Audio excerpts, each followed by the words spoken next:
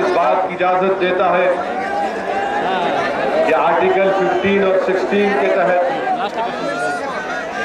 हुकूमत उन लोगों को तहफ़्फ़ुज़ात फराहम कर सकती है जो समाजी और इक़्तिसादी तौर पर पसमानदा। और सही कहा अभी आपके सामने कि बरसों से महाराष्ट्र के मुसलमानों का मुतालबा रहा कि हमसे इंसाफ किया जाए। आज अगर महाराष्ट्र का मुसलमान महाराष्ट्र के चीफ मिनिस्टर जनाब फडणवीस से इस बात का मुतालबा कर रहा है, डिमांड कर रहा है कि हमको रिजर्वेशन मिले चीफ मिनिस्टर साहब, तो हमारा मुतालबा इसलिए है कि हम बैकवर्ड हैं, हम एजुकेशनली और सोशली बैकवर्ड है। हमारा मुतालबा जस्टिफाइड है और हम मजहब की बुनियाद पर मुतालबा नहीं कर रहे, हम अपनी पसमानदगी की बुनियाद पर ये मुतालबा कर रहे हैं। और हमारी पसमानदगी, हमारा बैकवर्डनेस का सबूत क्या है? हमारा बैकवर्डनेस का सबूत मुंबई की हाई कोर्ट ने ये कहा कि मुसलमानों के जो रिजर्वेशन दिया जा रहा है वो सच्चर कमेटी ने बताया कि मुसलमान महाराष्ट्र के समाजी और तालीमी तौर पर पसमानदा है। रंगनाथ मिश्रा का हवाला हाई कोर्ट ने दिया कि ये बताता है कि महाराष्ट्र का मुसलमान बैकवर्ड है। महाराष्ट्र की माइनॉरिटीज कमीशन की रिपोर्ट ये बताती है कि महाराष्ट्र के मुसलमान बैकवर्ड है। महबूब रहमान कमेटी की रिपोर्ट ये बताती है कि महाराष्ट्र का मुसलमान पसमानदा है। और हमारी पसमानदगी कितनी है? आज महाराष्ट्र में 11% मुस्लिम अक़लियत है, 1.5 करोड़ की हमारी आबादी है। 15 साल से कांग्रेस और राष्ट्रवादी की हुकूमत रही और 15 साल में जितना मुसलमानों से नाइंसाफी की गई महाराष्ट्र की तारीख में, ऐसा कभी नहीं हुआ कि कांग्रेस और राष्ट्रवादी ने मिलकर एक मंसूबाबंद साजिश के तहत मुसलमानों को बैकवर्ड रखा। और जब कभी भी हमने मुतालबा किया कि मुसलमानों को रिजर्वेशन मिलना चाहिए तो हमेशा हमसे धोखा दिया देते रहे। इलेक्शन, पार्लियामेंट के इलेक्शन में इबरतनाक शिकस्त के बाद कांग्रेस और राष्ट्रवादी को ख्याल आया कि नहीं, अब मुसलमानों को रिजर्वेशन देना पड़ेगा। उस वक्त भी मैं आवाम के दरमियान में जाकर कह रहा था कि ये लोग जल्दबाजी में और अपने नापाक और अब छोटे से सियासी फायदे के लिए गलत काम कर रहे हैं। और हुआ यही, इनके पास ताकत थी कांग्रेस और राष्ट्रवादी के पास कि महाराष्ट्र के असेंबली में एक बिल को लेकर आते, उसको पास करवाते, मगर वो रास्ते को इख्तियार नहीं किया गया, ऑर्डिनेंस के रास्ते को इख्तियार किया गया। आज अगर ऑर्डिनेंस लैप्स हो चुका और बीजेपी शिवसेना की हुकूमत अगर ऑर्डिनेंस को बिल की शक्ल नहीं दे रही है तो यकीनन ये बीजेपी और शिवसेना की तासुब ज़हनी का मुजाहरा है।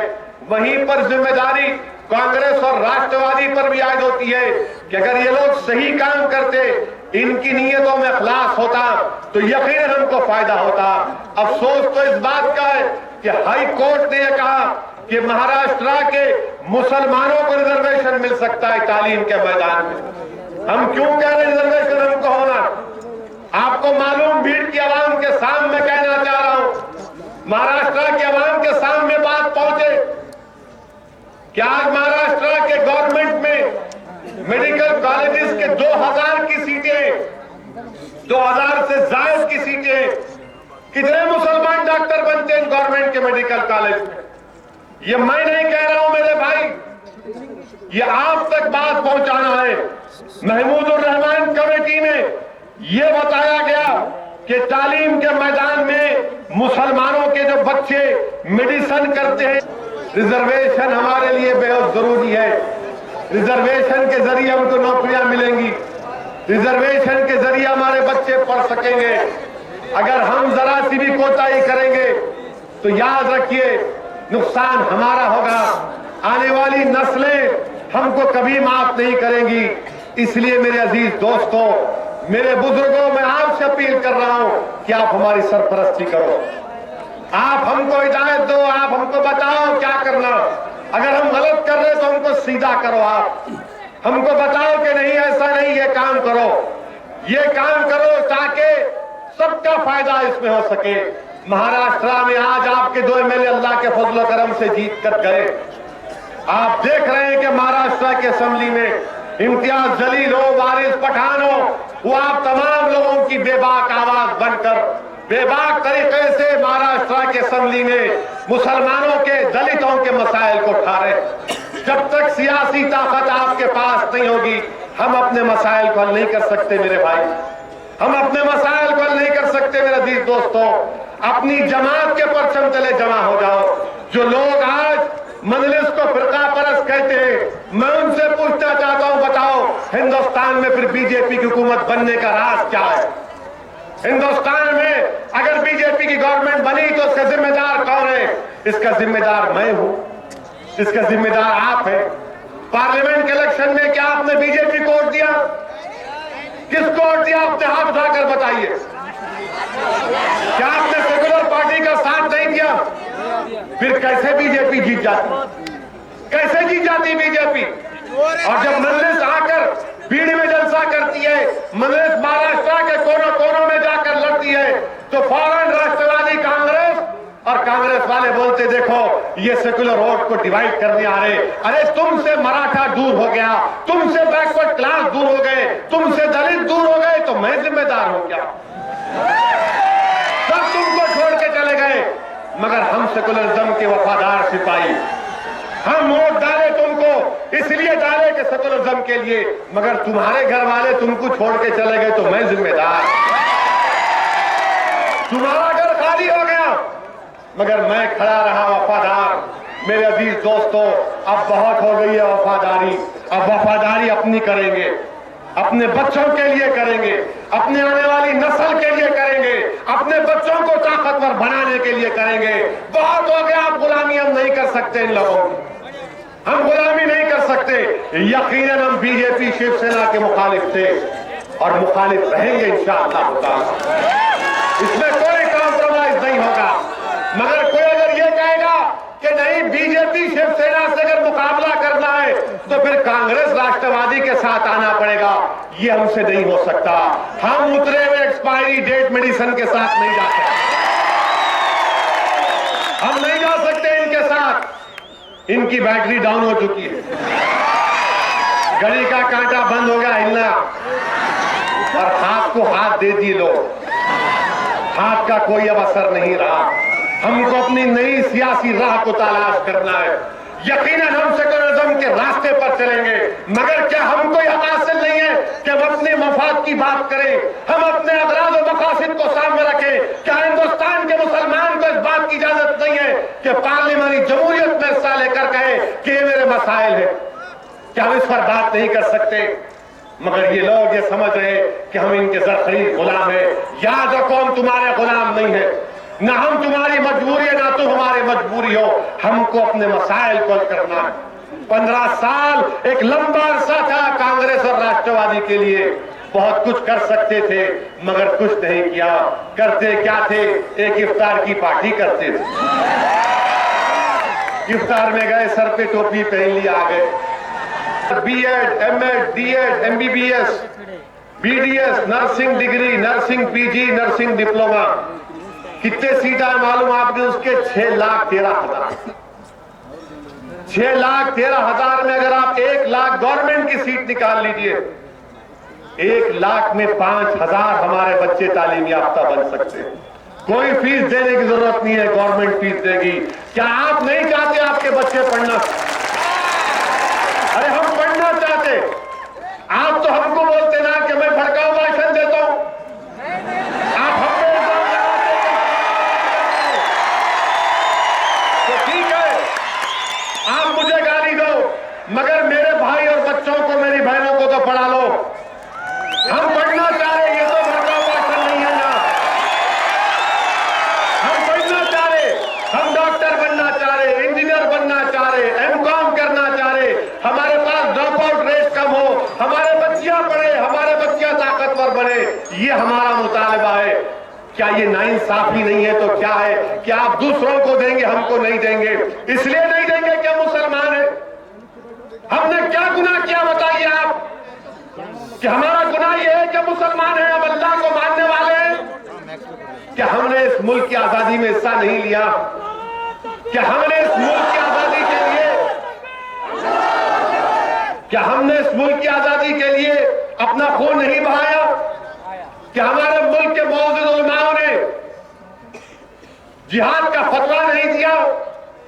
और जब जिहाद का फतवा अंग्रेजों के खिलाफ दिया तो सियाही सुखने से पहले उलमा, हमारे मौजूद उलमा ने अपनी जानों को अंग्रेजों की तोपों के सामने पेश कर दिया। दिल्ली से लेकर मौजूदा पाकिस्तान की रोड तक जितने झेल झाड़ और पेड़ हैं उन पर उलमाओं की मौजूद लाशें लटक रही थी। क्या ये हमारा कंट्रीब्यूशन नहीं रहा मुल्क के लिए? जब मुल्क को जरूरत थी खून की तो हमने दिया, जब मुल्क को जरूरत थी लड़ने की तो हम आगे बढ़े। आज जब हम मुतालबा कर रहे हैं कि हमको इंसाफ करो, आप कह रहे हैं कि नहीं करेंगे। ये नाइंसाफी नहीं है तो क्या है? हिंदुस्तान अगर ताकतवर बनना है, मेरा भी ख्वाब है कि हिंदुस्तान ताकतवर बने, मेरा भी ख्वाब है कि हिंदुस्तान दुनिया का सबसे ताकतवर मुल्क बने, मगर ताकतवर खाली जबान से या इशारों से नहीं हो जाता। हिंदुस्तान ताकतवर सिर्फ सबका साथ, सबका विकास जबानी अल्फाज बोलने से नहीं हो सकता। हिंदुस्तान ताकतवर उस वक्त हो सकता है जब हिंदुस्तान के कमजोर तबकात से इंसाफ किया जाएगा, जब हिंदुस्तान में दलितों से इंसाफ किया जाएगा, जब अहमदनगर में 3 दलित के खानदान को मार दिए गए, कौन गए? मंजिल गई वहां। आज हम कहते हैं कि हम नाइंसाफी के खिलाफ हैं। अगर हम नाइंसाफी के खिलाफ है मेरे अजीज दोस्तों, तो याद रखो, मैं आप तक अपनी बात को पहुंचा रहा हूं कि नाइंसाफी किसी पर भी हो, दलित पर हो, बैकवर्ड क्लास पर हो, ईसाई पर हो, सिख पर हो, हम पर हो, उस नाइंसाफी के खिलाफ आवाज उठाना, ये हमारा नाइंसाफी का एहतजाज। हम रिजर्वेशन का मुतालबा कर रहे हैं। बताइए आप, ये महबूबुर रहमान की कमेटी क्या क्या कहती है? खून क्या आंसू होना पड़ेगा हमको? कितने बच्चे हमारे जेलों में महाराष्ट्र के? कौन जवाब देगा इसका? आपको जानकर हैरत होगी कि महाराष्ट्र की जेलों में 28% मुसलमान बच्चे अंडर ट्रायल। कितनों का कन्विक्शन होता? 16% का कन्विक्शन होता। तो क्या ये बात सही नहीं है कि जो लोग हमारे बच्चों को गिरफ्तार करके जेलों में डाल रहे, वो हमसे इंसाफ नहीं कर रहे? वो हमसे इंसाफ क्यों नहीं कर रहे? ये मेरा नहीं, आपका डेटा है। जेलों में सबसे ज्यादा हम, ड्रॉप आउट रेट हमारा सबसे ज्यादा। क्या कर रहे लोग? हमारा झगड़ा उन तमाम लोगों से है जो हुकूमत करते हैं और हुकूमत में आने के बाद हमको भूल जाते हैं। जो लोग सबका साथ, सबका विकास की बात करते हैं, आज हम उनसे मुतालबा कर रहे हैं, बताओ क्या तुम अपने वादे पर पूरे उतरोगे या नहीं उतरोगे? आज महाराष्ट्र के तमाम सेकुलर जहन रखने वाले लोग बीजेपी और शिवसेना गवर्नमेंट से मुतालबा करते हैं कि जब मराठाओं को रिजर्वेशन मिल सकता है तो हमको भी मिलना चाहिए। अगर वो इंसान है तो हम भी इंसान हैं, अगर वो हिंदुस्तानी है तो हम भी हिंदुस्तानी हैं, अगर वो महाराष्ट्रियन है तो हम भी महाराष्ट्रियन हैं, हमको भी रिजर्वेशन मिलना चाहिए।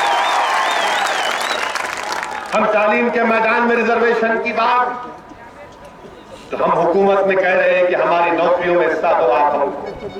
नौकरियों में हिस्सा क्या है हमारा? कितने पुलिस फोर्स में है मुसलमान?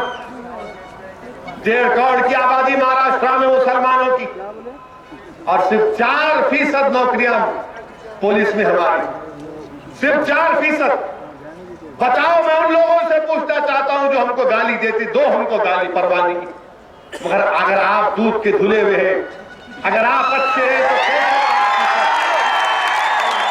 महाराष्ट्र की पुलिस फोर्स में कम से कम 10% मुसलमान होना चाहिए। क्यों होना चाहिए? मुसलमान के नाते नहीं। अगर फर्ज करिए कहीं गड़बड़ हो गई तो वो पुलिस वाले को मालूम होता कि वहां पर जहनियत क्या। जो लोग डरते हैं वो देखते हैं कि हाँ ये हमारा आदमी है, एतमाद पैदा हो, पुलिस के काम में आसानी पैदा हो जाती। कितने महाराष्ट्र में आईपीएस मुसलमान ऑफिसर हैं, कितने आईएएस ऑफिसर हैं? क्या मेरा काम नहीं है कि मेरा भाई आईएएस बने, आईपीएस बने? क्या हम दूर बैठकर खुश नहीं होते कि चलो ये हमारे बच्चे आगे बढ़ रहे हैं? मगर आप उसमें भी मौका नहीं देते। क्या हुकूमत की जिम्मेदारी नहीं है? हुकूमत की जिम्मेदारी है कि इंसाफ करे। हुकूमत की जिम्मेदारी है कि तमाम तबकों से इंसाफ करे। हुकूमत बीजेपी की शिवसेना की हो सकती है, मगर हिंदुस्तान का कॉन्स्टिट्यूशन ये कहता है कि कानून की नजर में सब बराबर है। कानून की नजर में सब बराबर है। ये आज हमारा यहां पर जमा होना किस लिए मेरे भाई? हम इंसाफ के लिए जमा हुए, हम इंसाफ के मुतालबे के लिए जमा हुए। जब तक रिजर्वेशन हमको नहीं मिलेगा, महाराष्ट्र में हम तरक्की नहीं कर सकते। वही गुर्बत, वही मुफलिसी। कितने उर्दू स्कूल बंद हो जा रहे हैं, कितने उर्दू स्कूल के बच्चे एडमिशन लेते हैं मगर 10वीं जमात तक आने तक ड्रॉप आउट रेट उनका बढ़ जाता है। हमारे बच्चे पढ़ना चाहते, पैसे नहीं है उनके पास, कहां से लाएंगे पैसे? बहन की शादी करना है, भाई को पढ़ाना है, कहां पर जाएंगे? इसीलिए याद रखो, रिजर्वेशन जरूरी है। बगैर रिजर्वेशन के हमसे इंसाफ नहीं हो सकता। अगर इंसाफ करना है तो रिजर्वेशन लेना पड़ेगा। ये जालिम कांग्रेस और राष्ट्रवादी, ये अगर लोग सही काम करते, मगर जल्दबाजी में और पूरे मुनज्जम साजिश के तहत ये काम किया गया। हाईकोर्ट ने क्या कहा? हाईकोर्ट ने कहा कि नारायण राणे की रिपोर्ट बकवास है। हाईकोर्ट ने कहा कि राणे की रिपोर्ट बकवास है, उसमें कुछ नहीं है। हाईकोर्ट ने कहा मुसलमानों के ताल्लुक से जो रिपोर्ट है, Rahman committee report, Sachar committee report और रंगनाथ मिश्रा कमीशन रिपोर्ट, ये सही है। हाईकोर्ट ने कहा कि 52% है रिजर्वेशन, अगर 5% होगा तो 57 होगा। हाईकोर्ट ने कहा कोई बात नहीं, दे सकते मुसलमान। पहली मर्तबा हाईकोर्ट ने कहा कि पसमानदगी की बुनियाद पर एक लंबे अरसे के बाद कि मुसलमानों को रिजर्वेशन मिलना चाहिए। क्यों कर रहे हमसे तासुब? क्यों हमसे नफरत कर रहे हैं? अरे हम अपने बच्चों को पढ़ाना चाहते हैं, हम गुर्बत का खात्मा करना चाहते हैं, हम तुमसे भीख का मुतालबा नहीं कर रहे। इस मुल्क के लिए हमने भी अपना खून